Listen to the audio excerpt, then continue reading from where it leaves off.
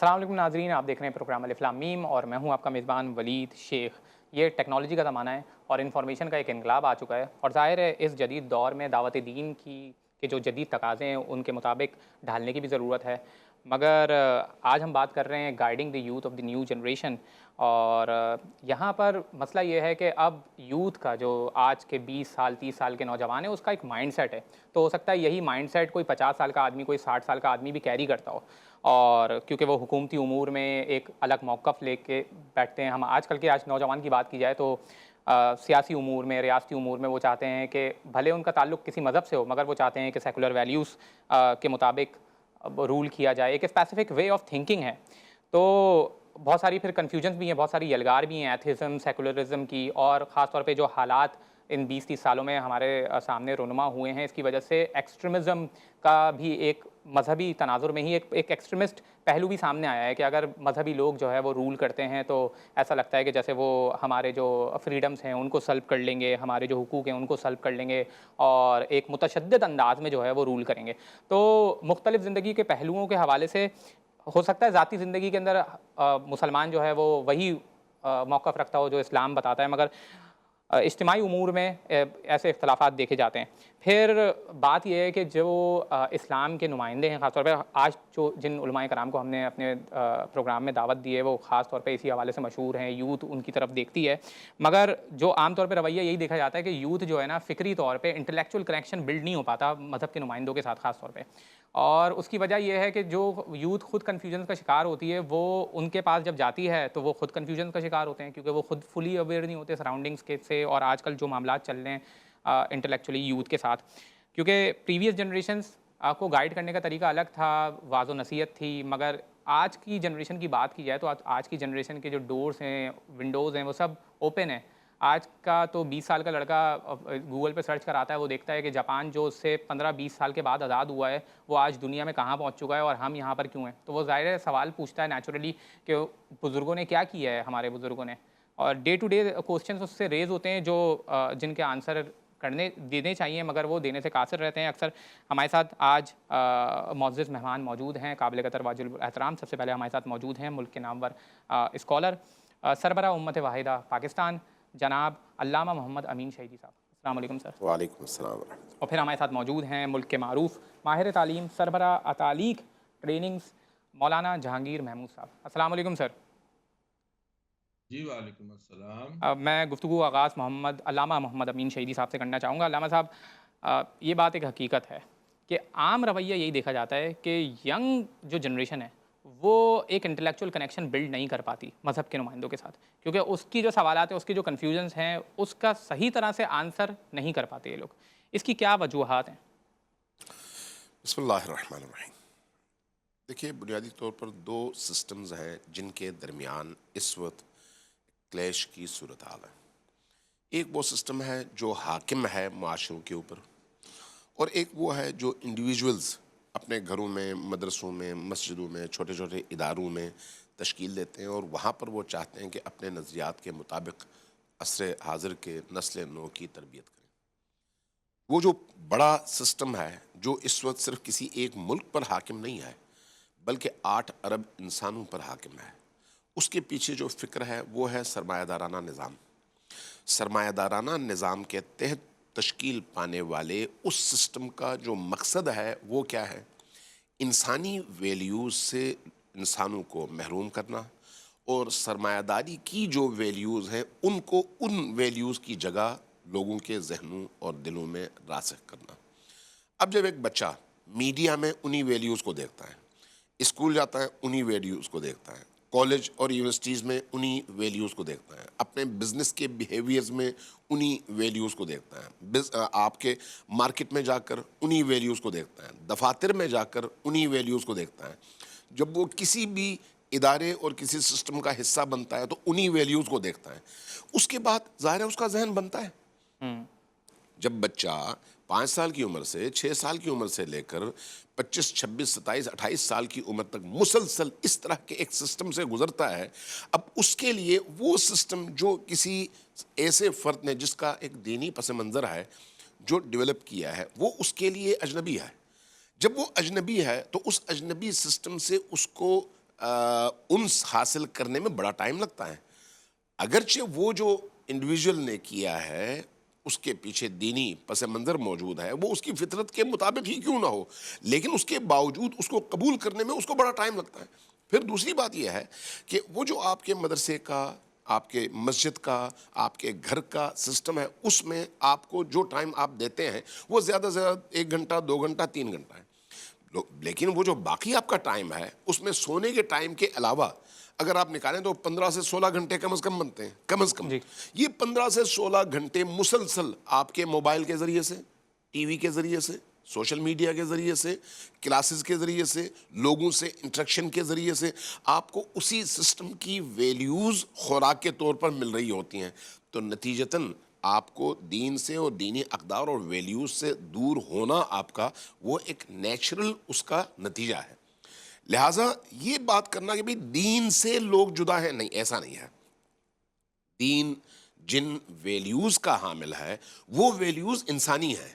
جی. لیکن اگر آپ مغربی سسٹم کو دیکھیں, سرمایہ دارانہ نظام کو دیکھیں, لبرل اور سیکولر جو ویلیوز ہیں ان کو دیکھیں, تو ان میں اور ان میں آپ کو بڑا فرق نظر آتا ہے. آپ نے اپنے انٹرو میں ایک بات کی اور وہ حقیقت بھی ہے, لیکن وہ صرف ایک چہرہ ہے. وہ کیا؟ ادھر آپ کو مذہبی اور دینی حوالے سے جبر, تشدد, شدت پسندی نظر آتی ہے, ادھر نظر نہیں آتی. ایسا ہی ہے. جی. اچھا, اب میرا سوال یہ ہے کہ یہاں پر جو آپ کو جبر اور تشدد نظر آتا ہے اس کے مقابلے میں جب آپ کو مغربی معاشرے کے اندر حجاب اتارنے کے لیے پورا قانون بنتا ہے اور پورا سسٹم ایک بچی کے حجاب اتارنے پر تل جاتا ہے, وہ آپ کو جبر نظر نہیں آتا. جب اسی سسٹم میں آپ کے بچے کو خنزیر کا گوشت کھلانے پر پورا سسٹم مصر ہوتا ہے تو وہ آپ کو جبر اور تشدد نظر نہیں آتا. جب آپ کو اس تعلیمی نظام میں ایک بچہ ایک مذہبی اور دینی پس منظر سے آنے کے بعد اسکول میں کسی اپنے ہم کلاس بچی سے انٹریکشن میں پیچھے نظر آتا ہے باقیوں کی نسبت, تو وہاں پر جو ٹیچرز, مانیٹرز اور پورا سسٹم ہے اس ایک بچے کے پیچھے پڑ جاتے ہیں کہ تم میں کوئی بیماری ہے جس کی وجہ سے تم اپنے کسی ہم کلاس فیلو لڑکی سے تمہارا تعلق نہیں ہے, اس بیماری کو ہم دور کریں گے تاکہ تمہارا اس سے تعلق بنے. تو یہ جبر نہیں ہے. لیکن وہ جو جبر ہے آپ کو نظر نہیں آتا. کیوں نظر نہیں آتا؟ اس لیے کہ اس بڑے سسٹم کا حصہ ہے اور غیر محسوس طور پر آپ کو اس نے اس سسٹم میں ڈال لیا ہے. یہاں پر آپ کو جب اس کے مقابلے میں رد عمل نظر آتا ہے تو وہ آپ کہتے ہیں کہ نہیں یہ جبر ہے اور یہ تشدد ہے. بہت خوبصورت, بہت پوائنٹس ریز کیے ہیں, بہت اچھے پوائنٹس. مولانا جہانگیر محمود صاحب ہمارے ساتھ موجود ہیں. مولانا صاحب آپ ماہر تعلیم بھی ہیں, اس حوالے سے کام بھی کرتے رہتے ہیں, تو جو آج کل کی ینگ جنریشن ہے اس کو گائیڈ کرنے کے حوالے سے کیا طریقہ کار ہونے چاہیے؟ بسم اللہ الرحمن الرحیم.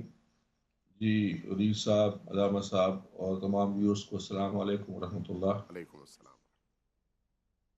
دیکھیے, علامہ نے جو نشاندہی فرمائی ہے بہت خوبصورت, بہت فلسفہ ان کا بالکل 100% اس پہ اتفاق ہی ہو سکتا ہے, کیونکہ ظاہر ہے کہ انہوں نے جو فیکٹس بیان کیے ہیں اس میں تو کوئی رائے کہ کیا اس پہ کرے. اور یہ بھی بات تو پہلو ہے, یہ پرابلم بہت ملٹی ڈائمینشنل ہے, اس کے بہت سارے چہرے اور بہت سے رخ ہیں. ایک جو وجہ جو آپ نے سوال پوچھا وہ یہ کہ ہمارے ہاں خاص طور پہ پاکستان میں, بر صغیر میں اور ممالک میں بھی مسلمانوں کا نظام تعلیم جو ہے وہ ملکی سطح کے اوپر اس طرح سے ڈیزائنڈ نہیں ہے کہ وہ مسلمانوں کی کوئی رہنمائی اور تربیت عصر حاضر کے تقاضوں کے مطابق کر سکے. یعنی کہ ایک خالصتاً علوم دینیہ جو ہیں ان کی تعلیم ہے, عمومی طور پہ تو تمام ہی مکاتب میں ایسے ہی ہوتا ہے, اور ایک وہ ہے جو خالصتاً اس بات پہ محنت کر کے کہ دین اور دینی تربیت اس کا حصہ نہ بن سکے وہ تعلیم ہے. ایک سیکولر ہے, ایک تو یہ جو ڈائیکاٹمی ہے یہ 2 حصوں کی تعلیم ہے, 2 طبقات پیدا کرتی ہے نا, جس کو ہم عمومی طور پہ کہتے ہیں کہ ایک مسٹر پیدا کرتا ہے اور ایک مولوی پیدا کرتا ہے. تو کم ادارے ہیں وہ جو اس طرح دونوں کا کوئی امتزاج کریں. اس سے یہ ہے کہ 2 طبقے پیدا ہو گئے, اور ان دونوں طبقوں کے آپس میں بھی کوئی ایسا خاص نہ کوئی محبت ہے نہ کوئی تعلق نظر آتا ہے کہ جی وہ دوسرے کو بات کو سمجھ سکے, ان کی لینگویج بھی فرق ہے بولنے والی. تو یہ ایک مائنڈ سیٹ بن رہا ہے. جو مائنڈ سیٹ مذہبی بن رہا ہے وہ صحیح فرما رہے ہیں علامہ کہ اس میں شدت نظر آتی ہے، اور ویسے بھی دوسرے میں شدت بھی نظر آتی ہے، ایسا نہیں ہے. یہ جو اپنے آپ کو لبرل یا ڈیموکریٹ یا سیکولر کہتا ہے شخص، اس کو بھی ذرا آپ چھیڑ کے دیکھیں کہ اس کو آپ کچھ کہہ کے دیکھیں تو وہ بھی اسی طرح بھڑک اٹھتا ہے جیسے کوئی اور بھڑک اٹھتا ہے. تو ضرورت اس چیز کی ہے کہ مسلمان اپنے بچوں کو بچیوں کو ایک شروع سے ہی ایسی تعلیم دیں جس کو ہم آج کی زبان میں ہولسٹک ایجوکیشن کہتے ہیں، کہ ان کی ذہن سازی دینی ہو، اور اس ذہنی جو ذہن سازی دینی ہو رہی ہے وہ پریکٹیکل بھی ہو. کہ ان کو بتایا جائے کہ تمہیں ہم نے جو پڑھایا ہے یہ ایک آئیڈیل نظام ہے، یہ قرآن مجید ہے، یہ اللہ کے آخری رسول صلی اللہ علیہ وسلم کی جو ہے وہ تعلیم ہے. دنیا اصل میں یہ ہے، اب تم نے اس کو کیسے جا کے آسان سے آسان طریقے سے اچھے انداز سے وہاں اپنے آپ پر اور لوگوں کو جا کے پیش کرنا ہے، خود پہ لاگو کرنا، لوگوں کو پیش کرنا ہے.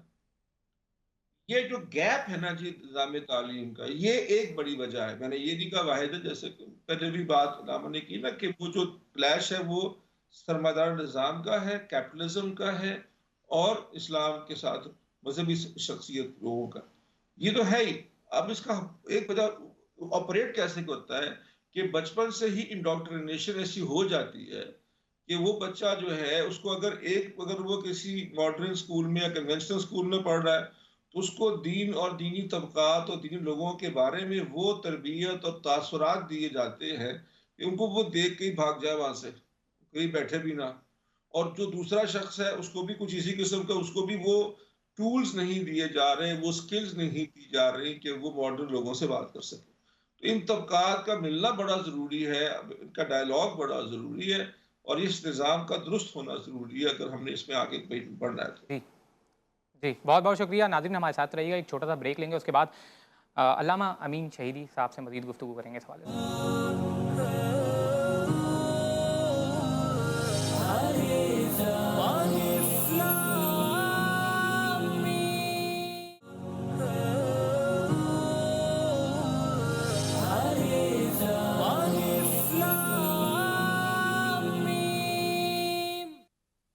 آمدید ناظرین، آج ہم بات کریں guiding the youth of new generation, اور ہمارے ساتھ موجود ہیں ملک کے نامور اسکالر علامہ محمد امین شہیدی صاحب.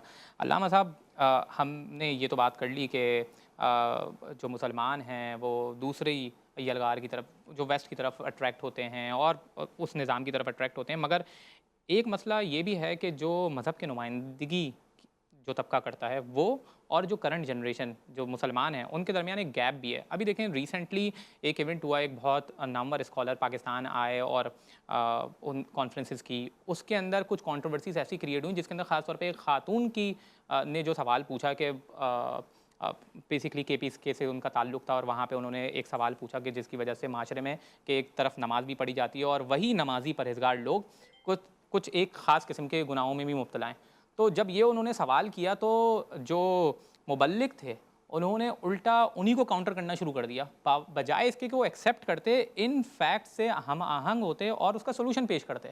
تو یہ رویہ بھی تو دیکھا جا رہا ہے نا. آپ کی اس بات سے مجھے 100% اتفاق ہے. اس کا مطلب دین کی کمزوری نہیں ہے، بلکہ اس کا مطلب دینداروں کی کمزوری ہے. جو لوگ دین کے دعوے دار ہیں، جو لوگ دین کے مروج ہیں، مبلغ ہیں، ڈیفینڈرز ہیں، ان کو اپنی روشوں کو دین کی ان تعلیمات کے مطابق ڈھالنے کی ضرورت ہے.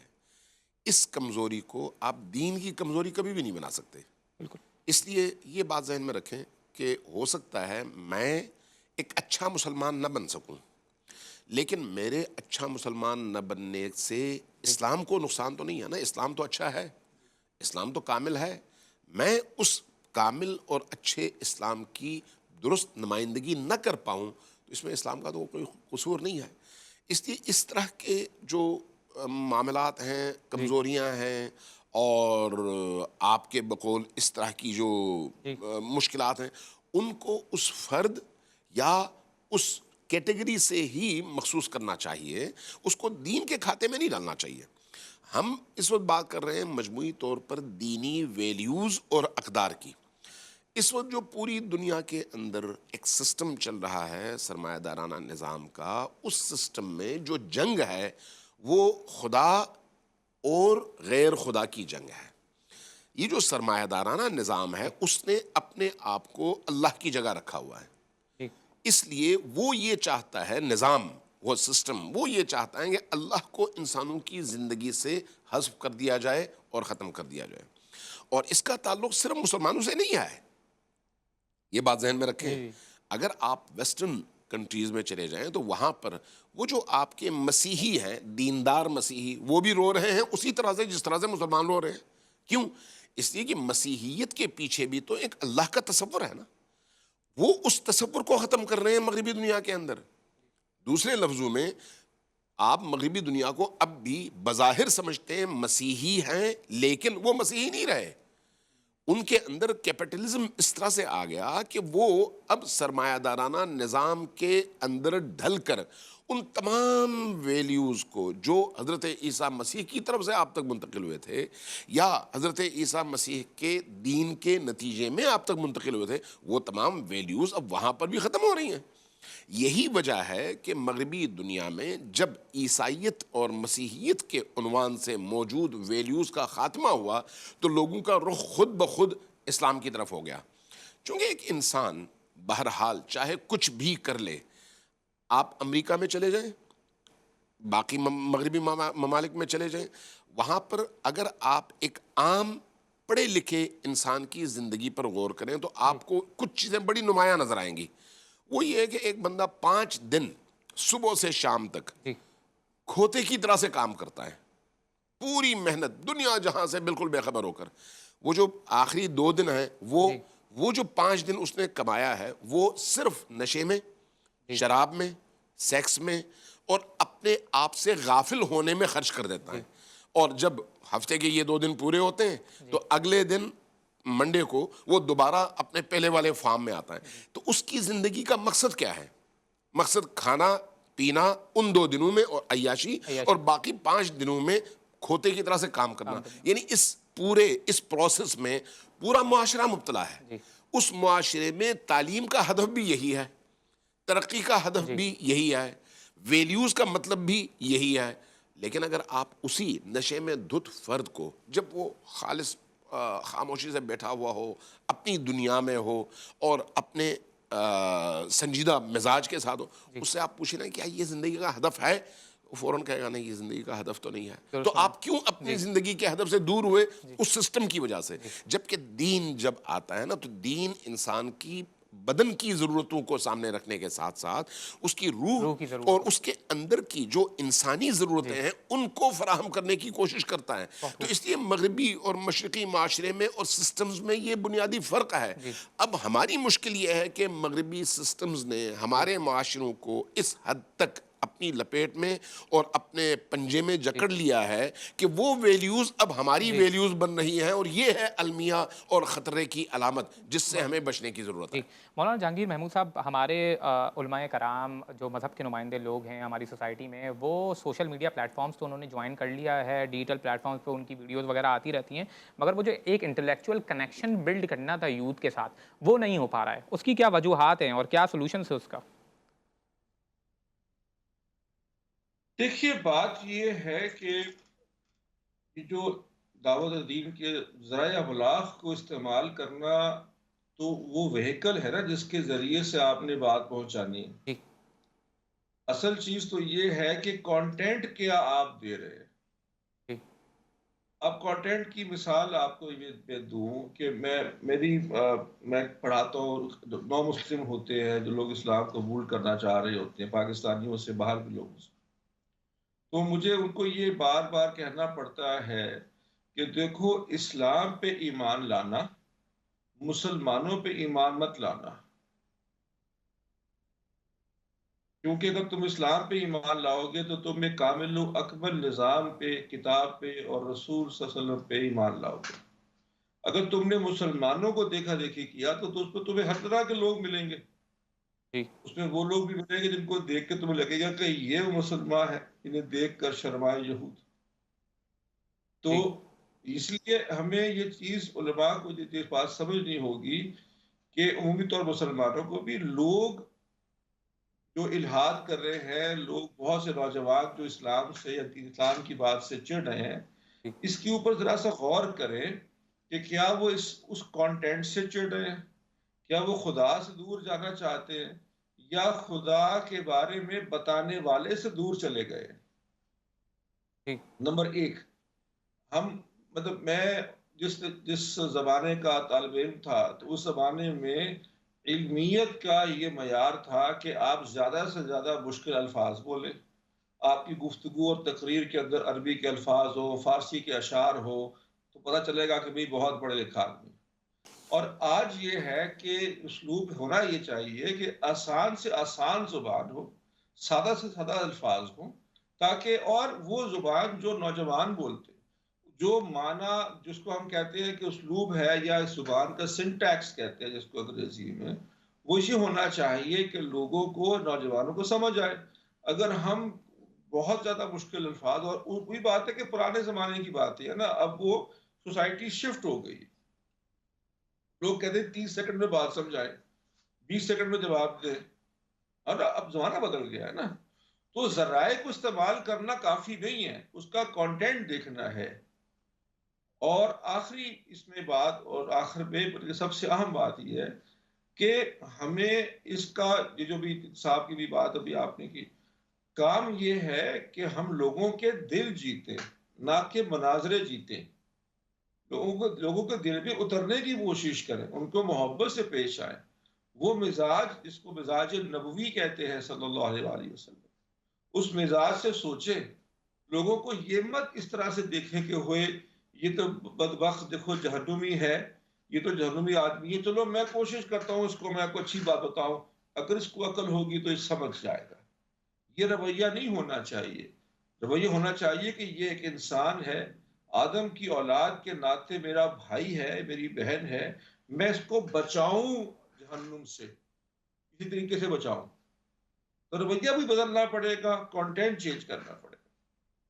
بہت بہت شکریہ مولانا صاحب۔ ناظرین ہمارے ساتھ رہیے گا، ایک چھوٹا سا بریک لیں گے، اس کے بعد مزید اس حوالے سے بات کریں گے۔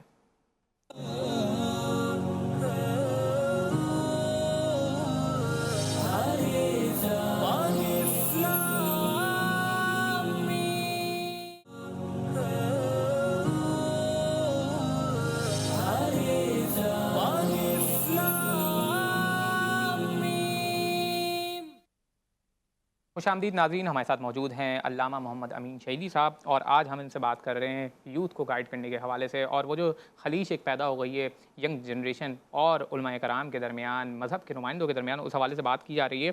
اور کیونکہ علامہ صاحب کرنٹ افیئرس کے حوالے سے بھی کافی آگاہی رکھتے ہیں، ایک مسئلہ فلسطین کا مسئلہ ہے، دنیا کا بہت بڑا مسئلہ ہے۔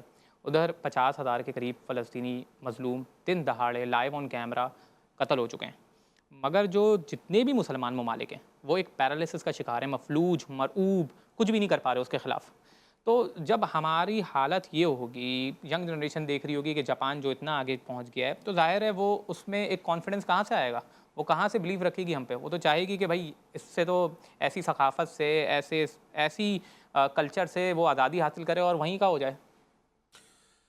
میرا خیال ہے موضوع تو بڑا اہم ہے، لیکن اس کو ذرا گہرائی سے دیکھنے کی ضرورت ہے۔ پہلا موضوع تو یہ ہے کہ کیا جو کچھ اس وقت ہو رہا ہے مغرب کر رہا ہے یا اسلام؟ ظاہر ہے مغربی دنیا کی مظالم کی یہ داستان ہے نا، اس کے نتیجے میں تو مغربی سسٹم سے انسان کا اعتماد اور ایمان اٹھ جانا چاہیے، نہ اسلام سے۔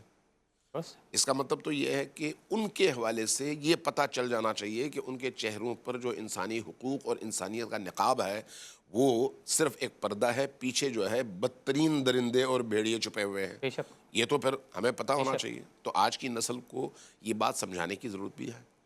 دوسری بات، جو غزہ میں یا غزہ کے ساتھ بیروت میں یا بیروت کے ساتھ اس وقت سیریا کے اندر اسرائیلیوں نے جس طرح سے گزشتہ اس ایک ہفتے ڈیڑھ ہفتے کے اندر بمباری کر کے اس سیریا کے تمام بنیادی انفراسٹرکچر کو اور ترقی کے تمام تر مراکز کو ختم کر دیا، بالکل ختم کر دیا۔ یہ 150 سال یہ لوگ پیچھے چلے گئے ہیں۔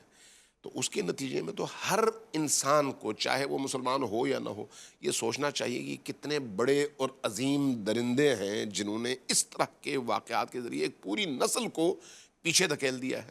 یہ تو یہ ہونا چاہیے ان کے چہرے سے نقاب الٹے. دوسری چیز جو اس حوالے سے بڑی اہم ہے وہ یہ ہے کہ عالم اسلام کے 56-57 ممالک ہیں. یہ 57 ممالک آیا دینداروں کے ہاتھ میں ہے یا بے دینوں کے؟ ایک بہت بڑا سوال ہے. جی ان کے حکمرانوں کو اگر آپ دیکھیں تو ایک سے ایک بڑھ کر بے دین ہے، ایک سے ایک بڑھ کر مغربی تہذیب کا دلدادہ ہے، ایک سے ایک بڑھ کر اسلامی ویلیوز سے ناآشنا ہے، ایک سے ایک بڑھ کر مغربی اس تہذیب اور سٹرکچر کا حصہ ہے.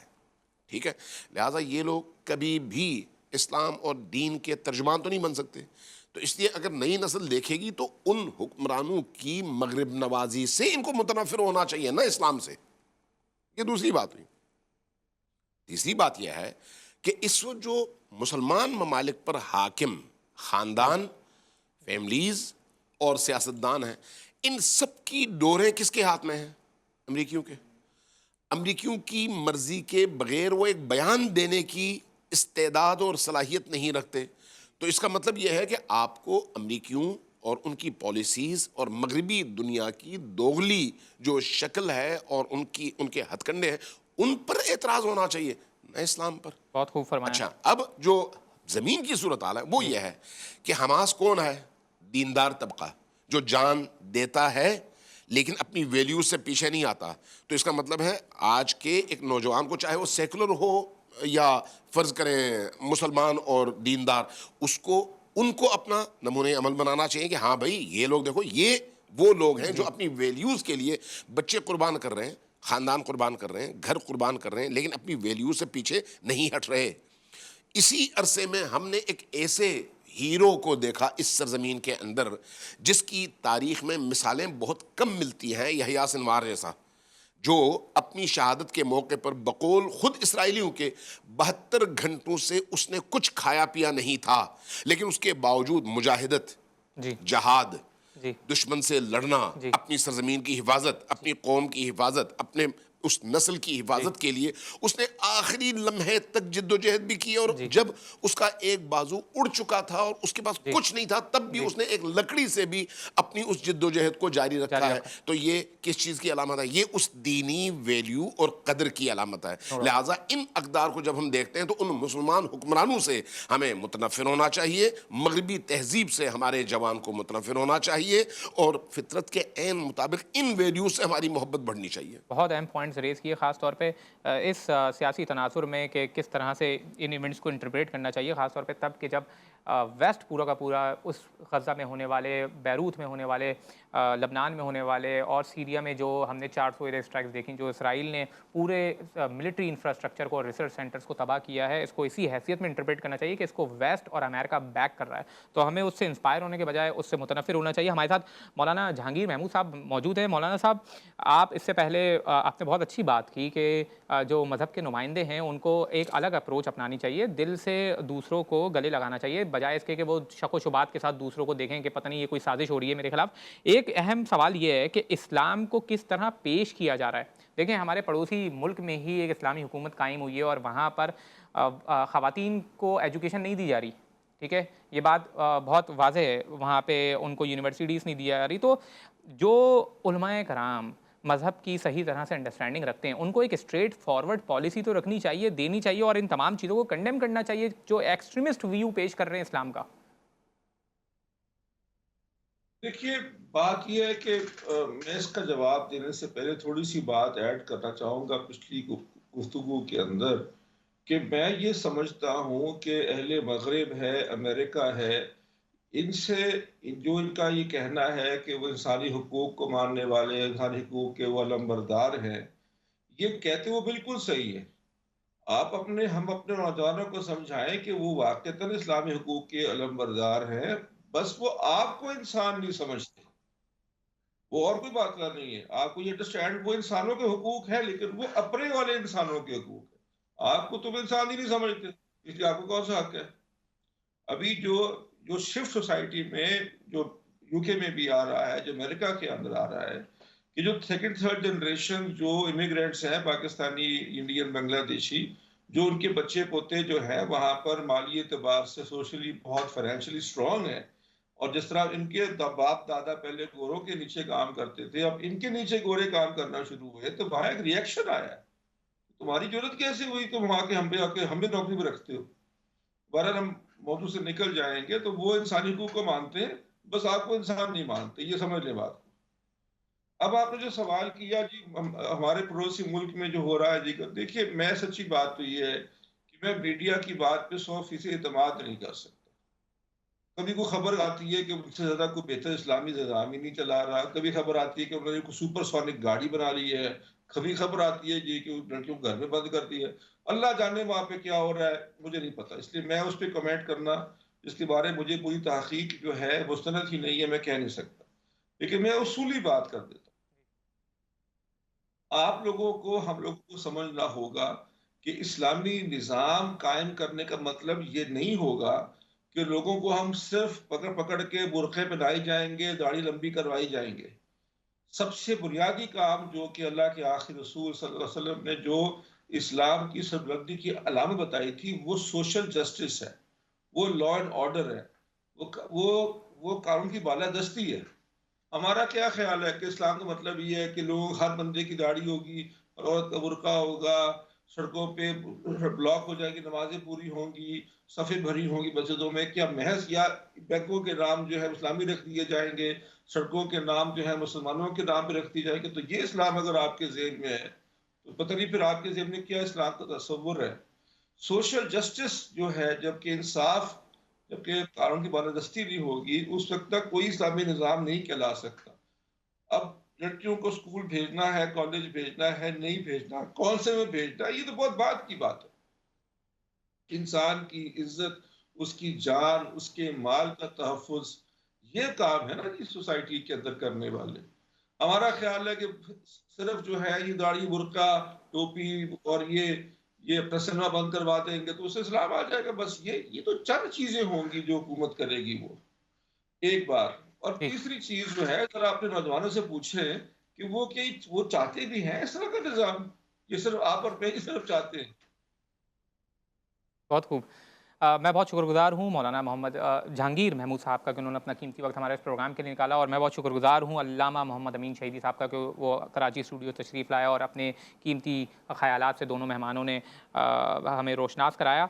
नाज़रीन, जैसे आपको मालूम है कि मुसलमानों के साथ ख़ास तौर पे फ़लस्तीन में, सीरिया में और लबनान में क्या कुछ मज़ालिम ढाए जा रहे हैं, ये किसी से भी अब ढके छुपे नहीं हैं, और इन तमाम मज़ालिम को जो बैक कर रहा है वो वही तबका है, वो वही कल्चर है कि जो हमें फ़िक्री तौर पे इन्फ्लुएंस करना चाहता था, जो हमें पैट्रोनाइज़ करना चाहता था और इस तरीके से पेश करना चाहता था कि जैसे वो बहुत सिविलाइज़्ड हैं और हम बिल्कुल अनसिविलाइज़्ड हैं।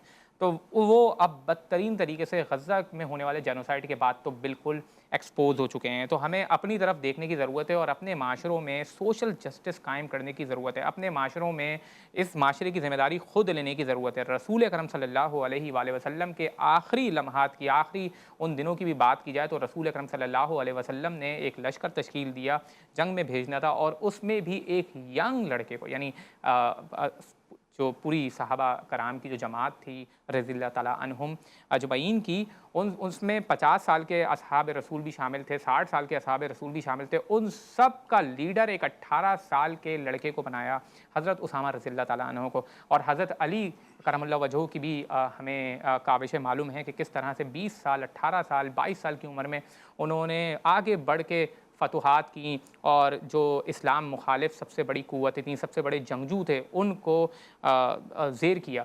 तो यही पैगाम हमें इस्लाम की तरफ से मिलता है कि यंग जनरेशन को आगे बढ़ने की ज़रूरत है और अपनी जो ग्लोरी है उसको रिक्लेम करने की ज़रूरत है। नाज़रीन, फिर किसी नए मौजू के साथ आपके सामने हाज़िर होंगे, तब तक के लिए अपने मेज़बान वली शेख को दीजिए इजाज़त।